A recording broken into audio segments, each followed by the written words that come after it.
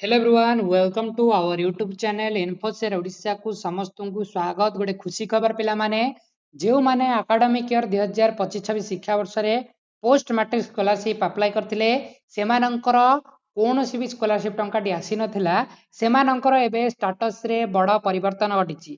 चलंतु video रे देखिबा कोन परिवर्तन घटिछि केबे सुधा आपनकर ए पेमेंट आसीबो। देखंतु 3 अगस्त रे मैक्सिमम पिलांकर एबे स्टेटस रे पेमेंट प्रोसेसेड शो होउची माने आपणकर sanction by approve authority already verification complete हो जाइए। एबे स्टेटस रे आपणकर पेमेंट प्रोसेसेड शो होउची माने समस्त डिपार्टमेंट लेवल रो आपणकर वेरिफिकेशन कंप्लीट हो जाइए और अनेक पिलांकर मध्य स्कॉलरशिप पेमेंट मिलबा आरंभ हो जाइए।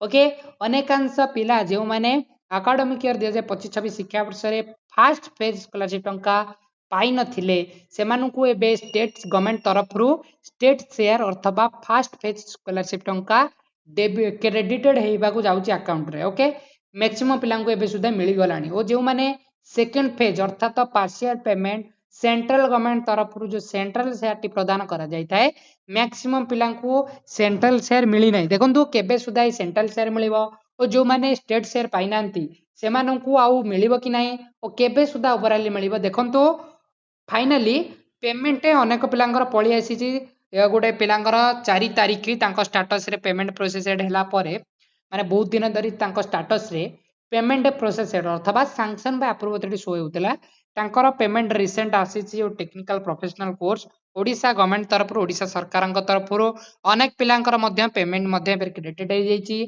जो मानकर specially status sanction by approve authority show होउतला सेमानकर पेमेंट ऑलरेडी सैंक्शन ऑलरेडी हो जाइए और जो मानकर पेमेंट प्रोसेसेड शो होउतला सेमानकर अपकमिंग डेज गुडिकर आपनकर पेमेंट क्रेडिटेड हबो। ओके मैक्सिमम पिलांकर डाउट थिला जे हम स्टेटस रे पेमेंट सक्सेस है किंतु हमरा पेमेंट क्रेडिटेड ही नहीं। देखंतु समस्ते सर्वप्रथम डीबीटी चेक करि दियंतु आपनकर डीबीटी लिंक अछि कि नहीं।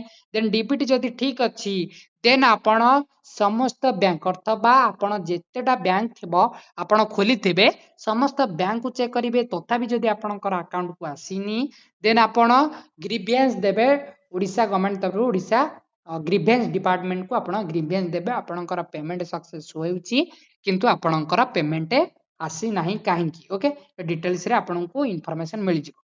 ता बाद जो मानकर पेमेंट प्रोसेसेड शो होतला से माने अपकमिंग डेज आपनकर खूब शीघ्र पेमेंट रिलीज हो जिवो जेतु आपनकर अगस्त फर्स्ट वीक रे पेमेंट पळे आइलानी मैक्सिमम पिलांकर एई वीक भीतर ही समस्तंकर पेमेंट आसी जो जो मानकर आसीनी आ जो माने वेट करिसंती नेक्स्ट स्कॉलरशिप अप्लाई करिबा पई रिन्यूअल करिया पई से माने रिन्यूअल करि परिबे एतरे कोनोसी असुविधा नै। ए पेमेंट 25-26 रा पेमेंट समस्त को ही सियोर मिलिबो कोनोसी भी एतरे आपनको बाधा सृष्टि करा जिवो नै।